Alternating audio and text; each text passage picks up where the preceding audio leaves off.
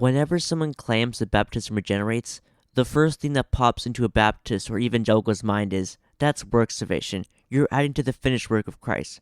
St. Paul said we are saved apart from works. In fact, no matter what you say or what evidence you bring, they will always claim the Bible can't be saying that baptism saves, because Christ paid it all on the cross, and nothing we do can save us. But what if I told you that baptism is the quintessential example of God saving us apart from our works? My name is Joshua from Heretic Apologetics, and today we're debunking the objection that baptismal regeneration is works salvation. Without further ado, let's get right into it.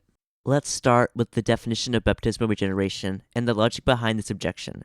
Baptismal regeneration is the doctrine that baptism in water is the ordinary means by which God saves us, and is not just a symbol.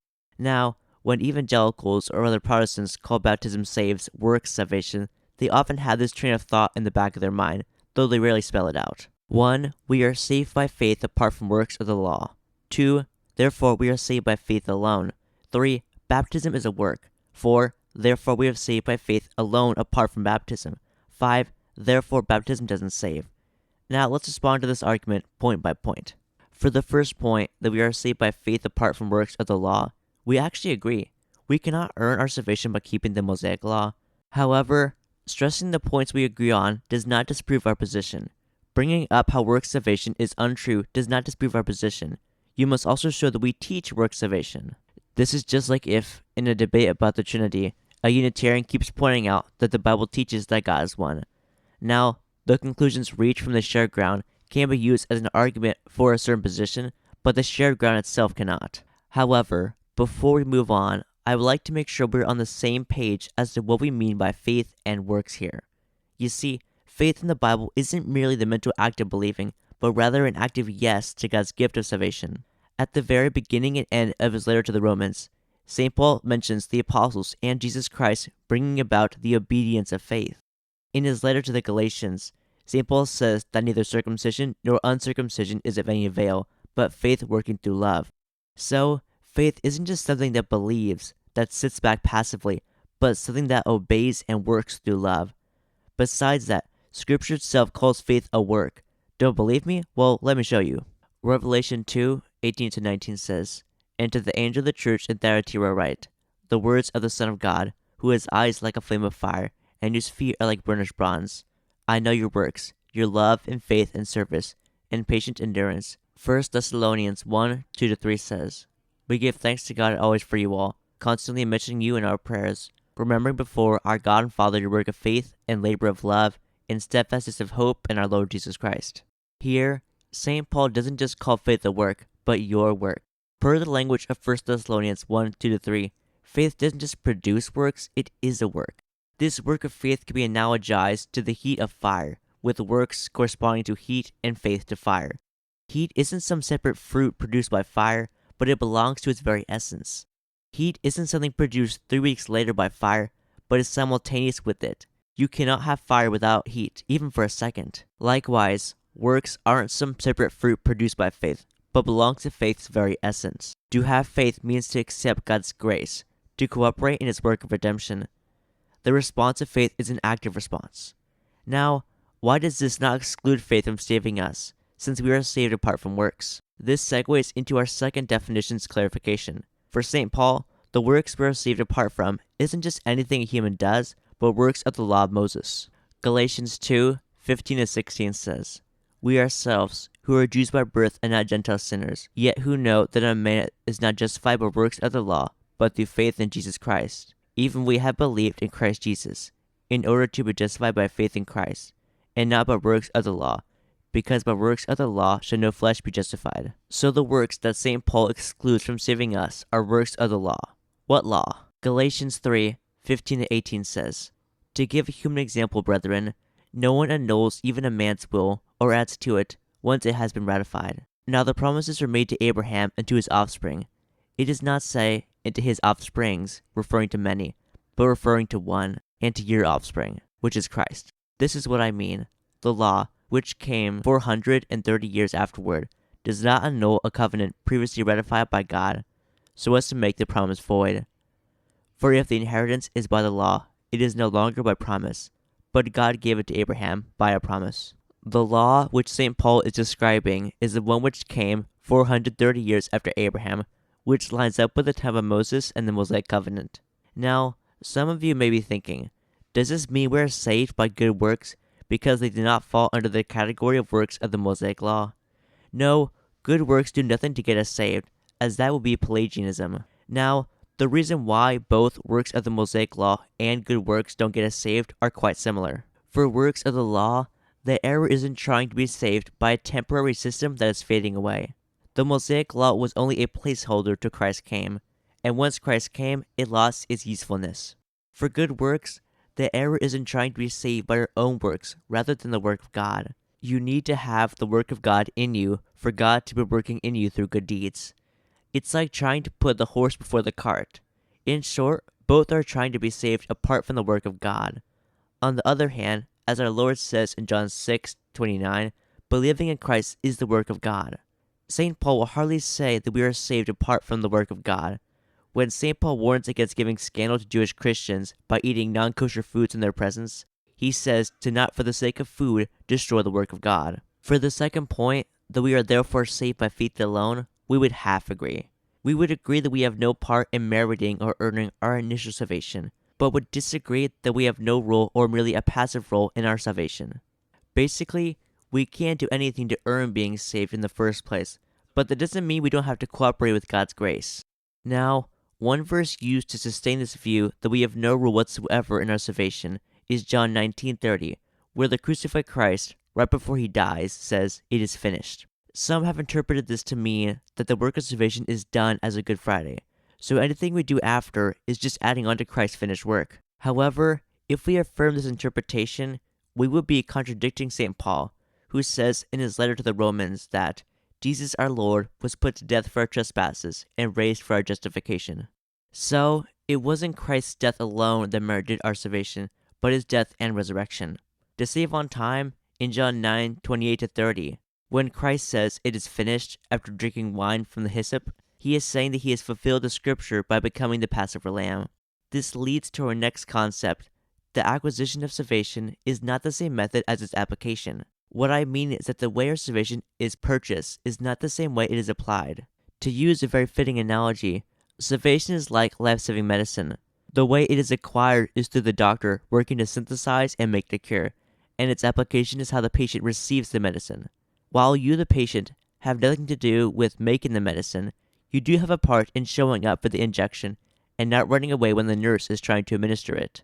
1 Timothy 4:16 says, "Take heed to yourself and to your teaching, hold to that, for by so doing you'll save both yourself and your hearers."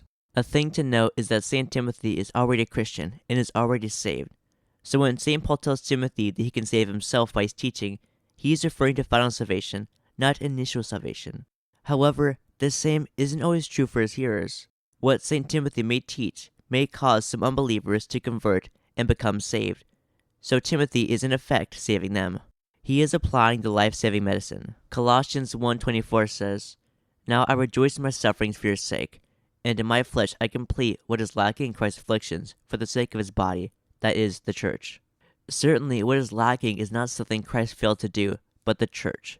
Where the head, Christ, goes, i.e. to the cross, the body should follow. By patiently enduring suffering, St. Paul conforms himself to Christ, playing an active role in his own final salvation.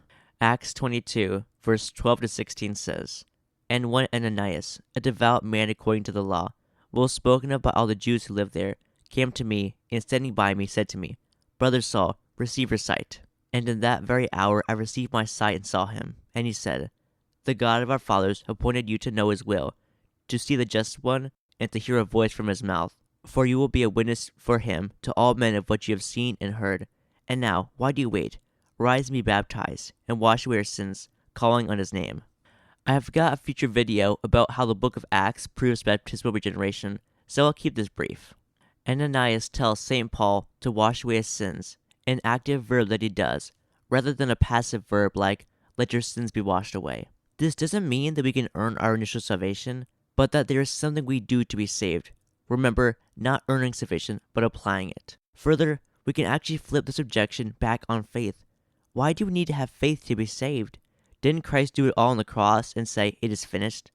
Obviously, To take this to its logical conclusion would mean auto-salvation, that everyone is automatically saved with or without faith. Also, as we just saw, faith isn't just some passive mental state, but an active yes to God that cooperates in his work of grace. Now for the third point, that baptism is a work. This point we would quite disagree about, given how this train of thought goes on to use the word work. This is the crux of the issue, and getting this right is essential. This point implicitly states that baptism is a work because it is active, while faith is able to save because it is actually passive. Both of these I would like to call into question. Firstly, the works St. Paul says we are saved apart from are works of the Mosaic law, but baptism isn't in the law of Moses, so it is not work of the law. Good works also have no part in getting us saved. However, baptism isn't really much of good work. You're not really doing anything, not giving money to the poor or helping the elderly. During baptism, you're basically just standing there while someone else baptizes you. Rather, baptism is a work of God, apart from which we cannot be saved. As St. Paul in Titus 3 puts it, God saved us, not because of deeds done by us of righteousness, but in virtue of his own mercy, by the washing of regeneration and renewal of the Holy Spirit. Without getting into the whole debate of if this refers to water baptism, suffice it to say that early church fathers like Cyprian of Carthage and Cyril of Jerusalem saw this as referring to baptism. We said earlier that the acquisition and application of salvation are not necessarily the same. Well, that's half true. St. Paul says in Colossians 2:12 that you were buried with Christ in baptism, in which you were also raised with him through faith in the working of God, who raised him from the dead. So, the way Christ's death and resurrection is applied to us is by dying and rising with him through baptism and faith. Not just that, but the faith that allows us to rise with Christ at baptism is faith in the work of God. Thus, baptism isn't our work, but God's work, a divine act saving us. Further, faith is more active than baptism. So, if baptism doesn't save because it's active, then neither does faith. As we saw earlier, faith isn't just a passive mental state, but an active yes to the invitation of God. Faith obeys. It works through love. We are the ones having faith. We are the ones believing. So by definition, it is active. Baptism, on the other hand, is more passive. We don't do anything during baptism. We just stand there when someone else baptizes us. It isn't something we do, but something done to us. So by definition, it is passive. This brings up a point I made at the beginning of this video. Baptismal regeneration is the quintessential model of God saving us apart from our works. The prime example of being saved by grace alone. We stand there, doing not a lick, but God pours out his salvation on us while we simply stand there to receive his grace. If anything is trying to be saved by our own good works, it is being saved by faith. With faith, we don't stand there doing nothing, but actively believing and trusting in God's revelation. Now, since the first 3 points of this train of thought don't hold up in their intended way, the fourth and fifth points don't prove that we are saved apart from baptism, and that baptism doesn't save. One objection about the reasoning in this video that I would like to respond to is this. If baptism isn't work salvation because it is passive, without us doing anything, then why is circumcision work salvation, since that is passive also? It was most commonly received by 8-year-old infants who couldn't in any way choose this. In response, the reason why baptism isn't work salvation isn't just based on whether it is active or passive, but also on what type of work it is, and what covenant system it belongs to. Circumcision is a work of the Mosaic law, while baptism is a work of God. As I mentioned earlier, the reason we are saved apart from works of the Mosaic law is because of which covenant they belong to. The Mosaic law belongs to the Old Covenant, which, as St. Paul notes in Galatians 3:23-27, was a temporary disciplinarian till faith in Christ came. But now that Christ has come, trying to be saved through the Old Covenant is like trying to be saved by a shadow. It's like a kid being all fascinated with a picture of a toy in a magazine when he has the actual toy right next to him. Baptism, however, belongs to the New Covenant, in which we truly have salvation. Even that passage we just quoted notes that. Right after mentioning how, now that faith has come, we are no longer under the custodian of the Mosaic law, St. Paul says that, as many of you as are baptized into Christ have put on Christ. Okay, we've seen how baptism saving isn't impossible, but how do you know that baptism actually does save us, and not that it's just possible it could save us? Starting next Friday, we'll be doing just that, seeing how God prophesied beforehand how baptism would be the instrument of salvation for God's people. If you don't want to miss that, hit subscribe and turn on notifications. If you totally disagree with what I said in this video, try and poke holes in my argument in the comments below. This is Heretic Apologetics. God love you all.